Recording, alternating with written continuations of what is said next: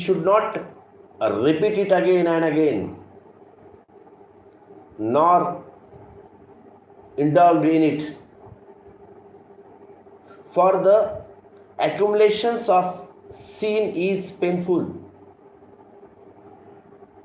but enlightened people have been saying for centuries that the accumulations of sin is painful, yet people still sin. So we must find the reason.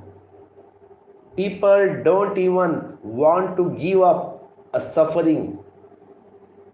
There are a vested interests even is a suffering. Try to understand this a little as I delve into the people's lives. I really find anyone who want to give up a suffering because suffering is not alone. There are bigger things associated with suffering. Try to understand. A physiologist says that a messias is hidden with every person. Something is hidden in every person. If someone is sick, you feel a desire to serve them, to bring them out of their illness. If someone is unhappy, you feel a desire to pull them out of their suffering, to save them. Not a bad desire, but the consciousness are tremble. A man often fall in love with women who are unhappy. It's because they find it deeply enjoyable to resource a someone for their suffering. Women become entangled in the lives of men who have a room for improvement. If the husband is an alcoholic, the woman is more interested.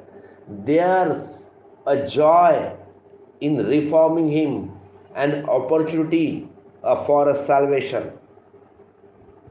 Now let's understand this a little.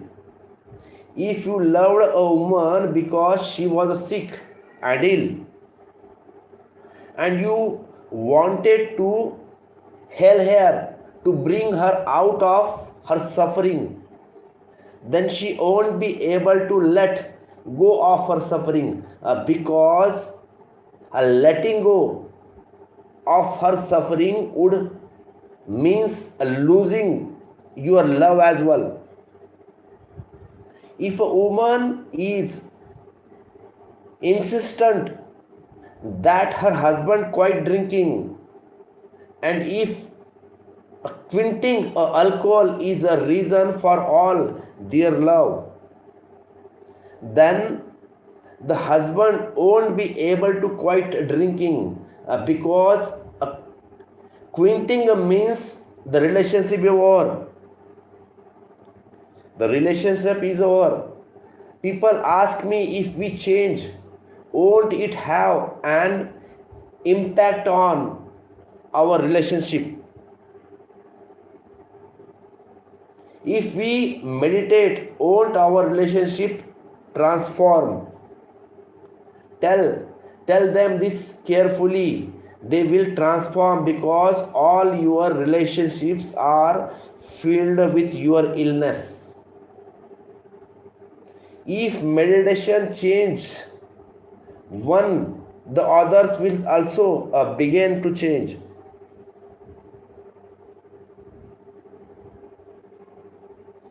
We have a hold on our suffering, the joy will be lost.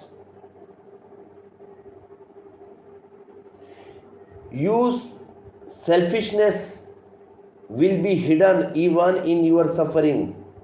That's why people keep saying sorrow, sorrow, yet you continue.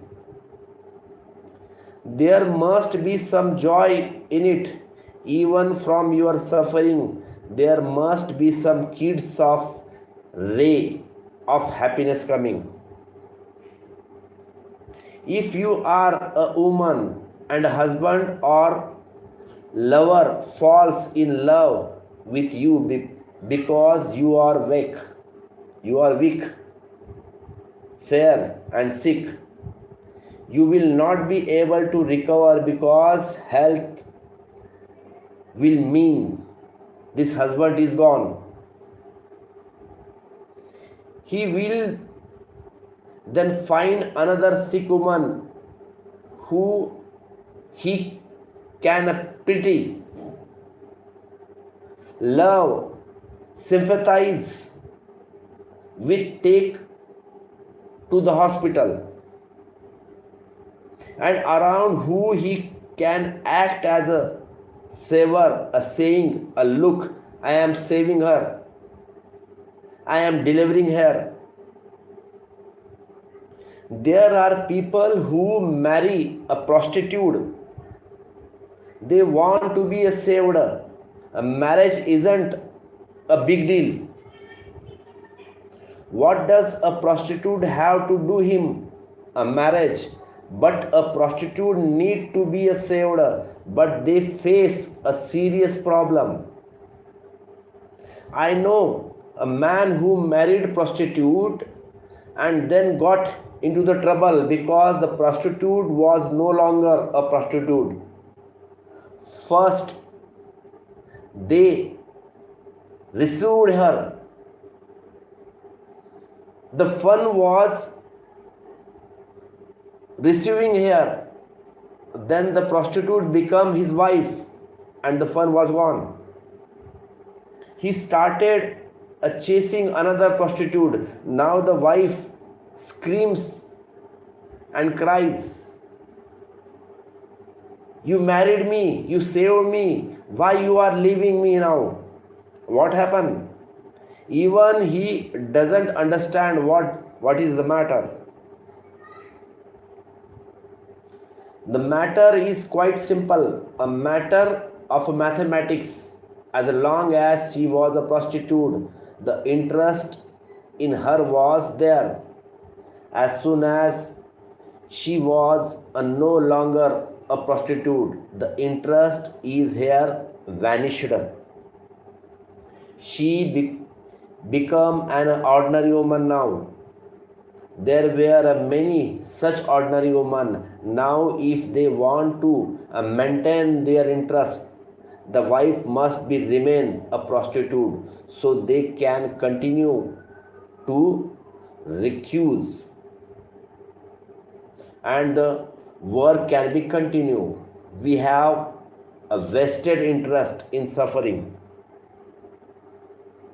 People tell me that they want to be free from suffering, but when I look closely, I hardly see anyone who actually wanted to be free from suffering. They say so. There is a pleasure in saying so. There is no interest in being free from suffering. There is an interest in showing that we want to be free from suffering. We were enjoyed it, but if you want to be free from suffering, who can keep you unhappy? There's no way in this world to keep someone unhappy if they want to be free, but they don't want to be free because all sympathy will be lost. Observe yourself. If you get a minor illness, you exaggerate it. Consider this.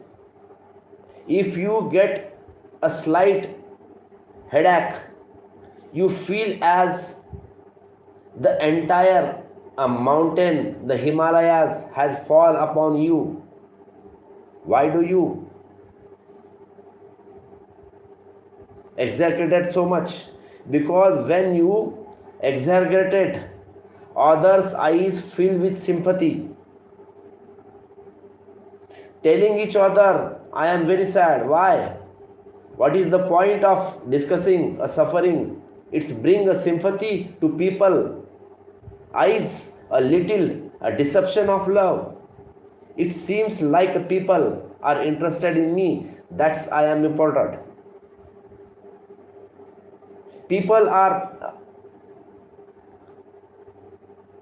they want to relieve me my suffering. Just consider this. Stop discussing your suffering for a week. You will be surprised to find that as soon as you stop discussing your suffering, people lose their sympathy. Losing sympathy will feel like losing a treasure in life. You will be surprised to find that those who were your friends start changing because there is a joy was in showing a sympathy. They wanted such a people, the sad, the disturbed, to show sympathy, to show that they could enjoy it for free. Relationship will change. You will have to make new friends. They will have to find a new patient. Just observe for 7 days. Don't talk about your suffering. Do this. Do the opposite. Talk about the happiness for 7 days. See, your friends will change. Tell anyone you meet, aha, what a joy! What a joy experiencing. They will be surprised. Oh, until yesterday, you used to complain about headache. This, that, 20 few things. But now you are talking pleasure in pain. That's why there's pain. So let the enlightenment one keep saying a suffering is in the sign. You shouldn't, you won't, because you find the joy even in suffering, and until you grasp it, the Buddha's words will fall upon you and flow out like a rain on the smooth pot. Wake up. Catch yourself red-handed. What a game you all create around you. Don't ask for false sympathy. Don't ask for love based on suffering, because there's no greater self-insult than asking for love based on suffering. If you ask for love, ask for it based on joy. If you ask for love, ask for it based on health. If you ask for love, ask for it based on beauty. Don't ask for love based on rejections. Otherwise, you will continue to be a rejected. Women have learned this art very well, because they know it from childhood. Everyone know it, but women learn it more. There are reasons for this too. Children realize that when they are sick, they become the center of attention of the entire household. If a child falls ill and is confined to bed, even the father comes back from the office, no matter how tired, to sit a place his hand on his head and asks, "How are you, son?" No one asks like that when he will well. No one touch his head. The mother comes and sit beside him. The entire household, entire family take care of him. The doctor comes, neighbors start visiting. Children understand very well one thing: whenever you need a love, get sick. Woman becomes women know this art. Whenever they need love, they suddenly fall ill. You see a woman is sitting well and the husband arrives and she immediately gets a headache. It is impossible to understand this miracle. How the husband arrived is connected to the headache, and it's not that she lying. Understand me clearly. It is not that she lying. It just happened. She become so adept that she can't even catch herself lying. Seeing her husband brings on a headache. This has become such a natural sequence because only when she has headache does she gets a sympathy. Otherwise, he sit down with a newspaper or mobile or TV. He hides himself in it. That newspaper or TV is a real solution.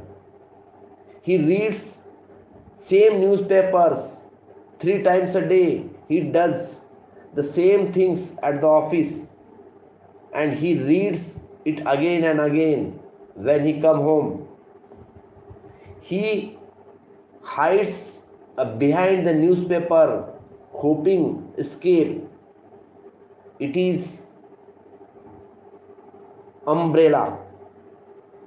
But if his wife has headache, he has to look, he has to keep the newspaper, put your hand on your head, sit down and talk about your joy and sorrow. If you take any pleasure, if you sorrow, you will never be able to free yourself for it. Then you have invested money even in hell. It has been your business. Therefore, the first and most fundamental things for anyone who wants to embark on the journey of self awakening is to avoid any kinds of business with their sorrows. Otherwise, it is impossible to let go of sorrow. Then you will be want to create it. If a person does good deeds, he should do them again and again, indulge in them, because the accumulations of virtue is pleasurable. Thanks.